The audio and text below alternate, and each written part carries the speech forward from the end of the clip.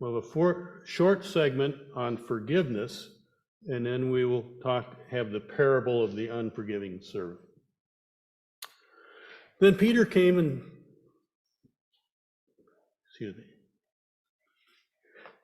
Then Peter came and said to him, Lord, if my brother or sister sins against me, how often should I forgive? As many as 7 times? Jesus said to him, not 7 times, but I tell you 77 times. Then he goes on with the parable of the unforgiving servant.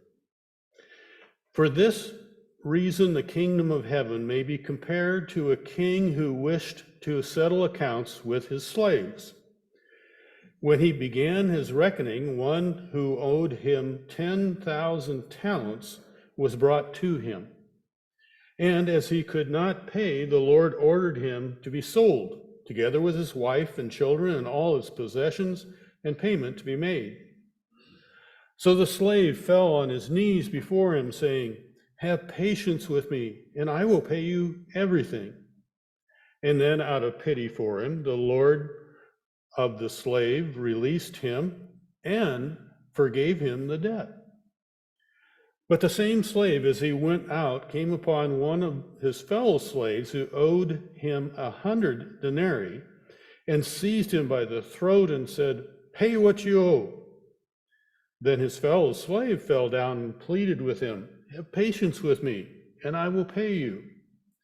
But he refused. Then he went and threw him into prison until he could pay the debt. When his fellow slaves saw what had happened, they were greatly distressed, and they went and reported to their Lord all that had taken place. Then his Lord summoned him and said to him, you wicked slave, I forgave you all that debt because you pleaded with me. Should you not have had mercy on your fellow slaves as I had mercy on you? And in anger, his Lord handed him over to be tortured until he would pay his entire debt. So my heavenly Father will also do to every one of you if you do not forgive your brother and sister from your heart. The Gospel of the Lord. Praise to you, O Christ. Chapter 18 that we're in, which we just read from, is a particularly challenging chapter of Matthew. Bible scholars tell us it presents what we read today presents the 4th of 5 major speeches of Jesus in this gospel. They say that the central core is right here in this chapter, in this speech by Jesus. It offers practical wisdom on relationships with the community of disciples Jesus is forming. We can see this if we follow through the full chapter 18. We get the features of community. In summary, verses 1 through 5 feature humility. Verses 12 through 14, our reading today, feature mercy and forgiveness. And other verses focus on accountability. The interplay, the balance between mercy and justice is particularly challenging. Paired with this is a dialogue between Jesus and Peter about the limits of forgiveness. Challenging text, but I know you're up for it. It's useful stuff. Let's deal with this concept of the limits of forgiveness first. Peter has been carefully listening as Jesus sketched a process for holding disciples accountable for actions that may have brought harm. You recall it from last week's reading. The process was first to speak to the person and so on, the whole process laid out there. Yes, commitment to justice seeking is of course important, but ever practical Peter wonders how far, how many times mercy should be extended. He says, if I count up, should I be generous and forgive as many as 7 times? Jesus' reply is radical. Not 7, but 77, or if you read a different translation, 70 times 7. Either way, the message is stop keeping count. Compassionate mercy defines the ministry of Jesus. Therefore, compassionate mercy defines the character of God. Compassionate mercy is to be emulated by all the community of faith. Stop counting, stop keeping track. However, and there is a however, as Jesus has done before, he follows Peter's question and answer with a radical summons to forgiveness with a parable that insists on accountability and just relations. Think of this as guidance on mercy, or as seen in forgiveness versus justice in story form. Forgiveness versus justice in a story. Despite the suggestion at the end of the parable that God will act as the king, Stanley Saunders points out that, in his opinion, we should resist the inclination to read the parable as a simple allegory. Do not read a simple story in which the power figure, in this case the king, represents God. The servant who is forgiven but refuses to forgive another stands for Israel and other easily vilified social groups. This, if you go that path, this leaves the outcome detached from us. It's applied to somebody else far away. That's not the intent of the parable. He says parables work best when we read them as a personal, relevant stories. Stories that we relate to, the story rather than some coded message is what we focus on. In fact, the parables do not usually convey just a simple moral point as much as they are meant to induce critical reflection, meant to pull the blinders from our eyes, meant to make us think deeply or a deeper level. Although the characteristics in this parable are exaggerated, the king and his slave follow a script that would have been familiar to the ancient Mediterranean people. We don't recognize the exaggeration as much as we don't recognize the denominations of their money. What the first servant owes the king is literally millions and millions of a lifetime of income, unattainable income. Now, if you can put yourself in place to understand this as you were the original audience may have and how they may have, it can bring additional light to the parable. Saunders explains that the parable in its original context, he explains it this way. In a pyramid-like structure, kings used agents like the unmerciful servant to organize lower levels of agents. There would have been literally kind of tax farmers and torture experts as enforcers at several levels making this pyramid. And together they formed a system that ensured a continuous flow of wealth, power, and honor to the top of the pyramid, to the king. The unforgiving servant is apparently a manager at a highest level in this pyramid. He would have control over the movement of a vast wealth through his underlings. The huge debt or loan he owes may actually represent the income he is expected to produce from those lower in the pyramid or his underlings. The expectations are huge. In the well-known rules of the game, his goal would be to pass a steady, acceptable flow of wealth further up the pyramid while retaining as much as he could get away with for himself. Maybe, just maybe, this slave near the top of the pyramid may have taken too large a share for himself. The reckoning described early in the parable may be meant to correct any abuse of the system on the part of the slaves, but also to send a message to the whole system to limit their, quote, honest graft. When found out, in this case, the only recourse for the servant would be to beg for mercy, which he does effectively. Looking at it from the king's perspective, Disciplining and then restoring such a high-ranking slave might have been a better move on the king's part than trying to find a replacement at that point. And although unexpectedly, the king forgives the slave's enormous loan.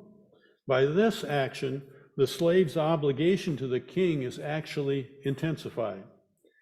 He is likely then to be more loyal to the king and more careful going forward rather than less. He still has his favored position with its benefits accruing to him. The king's stupendous public act of mercy at the high level slave would have expected to have consequences through the whole pyramid. All would expect that wiping this debt off the books would have implications for everyone down the pyramid. The king effectively inaugurates a financial amnesty, a jubilee, not just for one slave, but for the whole, everyone in the debt collection system. This sets a system-wide expectation for the whole pyramid. However, as the story goes, the amnesty makes it no further than the king's front door. The first slave immediately encountered with one of his underling slaves, a person with a much, much smaller obligation. This demonstrates that the forgiven slave intends to revert to business as usual. He's going back to the old system. Although almost identical in his own appeal to the king, this new slave gives no heed to the second slave's appeal. His failure to perpetuate the amnesty established by the king halts the financial amnesty in its tracks.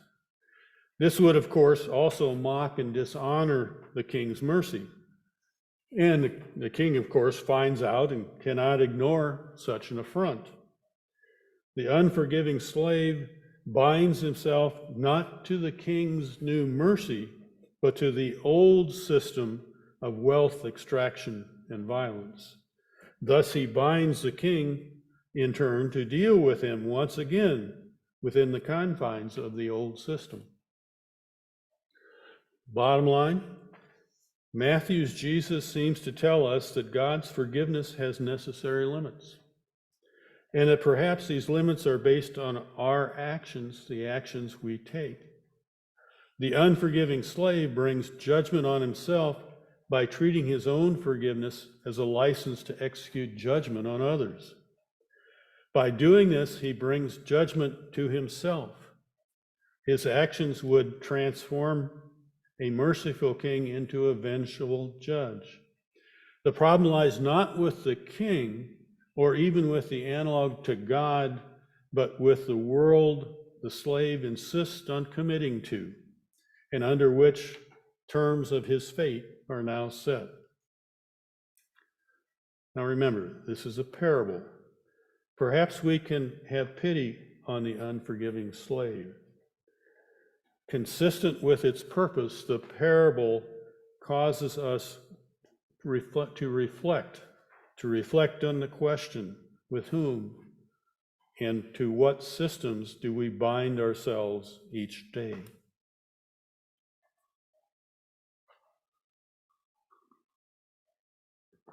We have time. I'm going to tell you a second parable.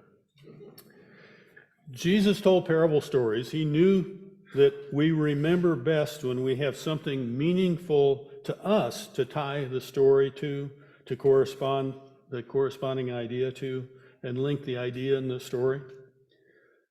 Given that this Thursday of this week, the world-famous Little Brown Jug race will take place, part of the Triple Crown of horse racing, and I think that the following parable is appropriate to share with you at this time. After I read it, I just couldn't pass it up. Again, the goal is to keep you thinking about what we bind ourselves to. 2003, movie Seabiscuit. Do you remember the movie Seabiscuit? Some, I see some nodding heads, yes. Seabiscuit was loosely based on the life and racing career of Seabiscuit, an undersized and overlooked thoroughbred racehorse, whose unexpected success made him hugely popular media sensation in the U.S. during the Great Depression. In the movie, there's a scene that's particularly helpful parallel to our parable today. It occurs during one of the early races of the horse's career. When the race begins, Red, the jockey, and Seabiscuit are trailing the pack. It is initially no concern because Seabiscuit had been trained by his previous owner to lose. They would race Seabiscuit against bigger and supposedly faster horses to build those horses' confidence. The new approach, however, was to let him see the horse in lead, then bring him neck to neck with the one in the lead, and then let Seabiscuit loose to run as fast as he could. As Red, the jockey, looks for an opening to break through and execute the plan, another jockey passes them by aggressively pushing them aside. Red has become consumed by retaliating against the jockey who fouled him. He forces Seabiscuit to catch up to the jockey so that they can push the jockey against the rail. He loses sight of the race and abandons their strategy. His only concern is getting back at the jockey. And of course, he loses the race with only the offending jockey finishing behind him. With the race over, Seabiscuit's owner and trainer question the jockey.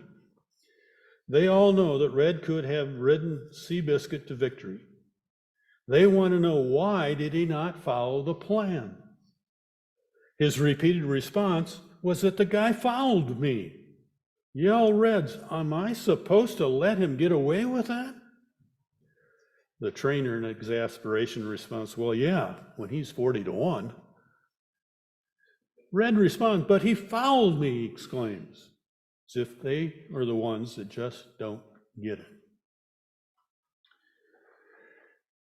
If you get a chance to be in the crowd at the premier race, or maybe any of the races this week, in those long, quiet spells between races, I would hope you think about whom and what system Red was bound to, and reflect on for yourself on what systems you may be bound to. Amen.